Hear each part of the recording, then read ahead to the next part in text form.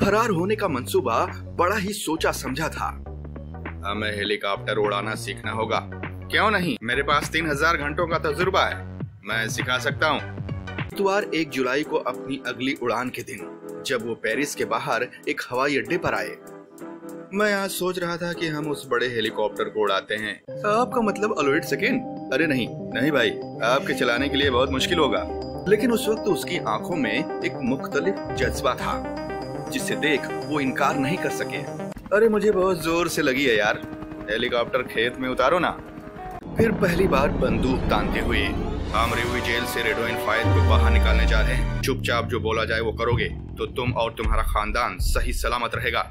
अभी इस वक्त हमारे आदमी तुम्हारे घर के बाहर खड़े हैं। जैसे ही उन्होंने हेलीकॉप्टर लैंड किया, 3 अपराध मास्क लगाए हुए अपने हाथों में कलाशिनकोव बंदूक और लवाजमात के साथ आए।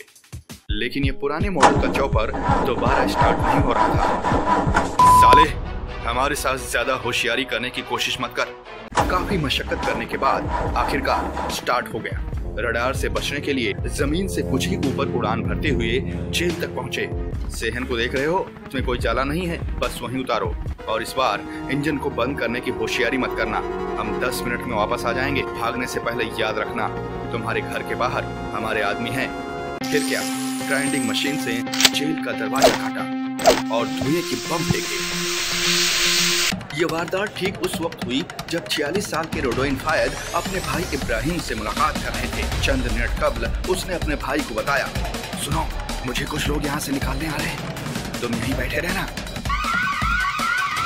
बिना एक गोली चलाए कैदी जेल से भाग निकला। चलो जल्दी चलो। हाईवे पर 2 कारें पहले से ही एक पेट्रोल पंप के करीब पार्क की गई थी। हेलीकॉप्टर को जला दो और पायलट को जाने दो, हम किसी को मारना नहीं चाहते। ये पहली बार नहीं था उसका भागना। 2013 में भी वो सेक्वेडन जेल से फरार हुआ था जब उसने टिश्यू बक्से में बम और बंदूकों की जेल में तस्करी की थी। 4 गार्ड को यारगमल बनाकर उसने अपने आप को महफूज किया।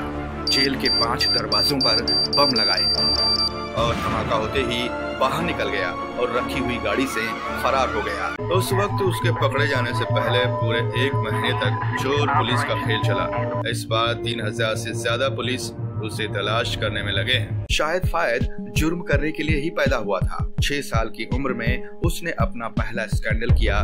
सुपरमार्केट में पैसे दिए बगैर वो चॉकलेट लेकर बाहर निकल गया और 1995 23 की उम्र में उसने अपने पहले बड़े जराइम को अंजाम दिया। और वो क्या था? बैंक डकैती, जहां उसने बैंक के डायरेक्टर के खानदान को यारगमल बना लिया। ये होटअप है, बैंक के अंदर सारे पैसे भर दो।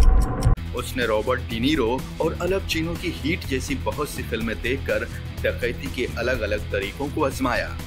बहुत से जराइम के बाद पुलिस ने उसे क्रेल का आतंक नाम दिया। फिर आखिर वो पकड़ा गया और उसने अपनी 30 सालों की सजा में 10 साल मुकम्मल कर लिए।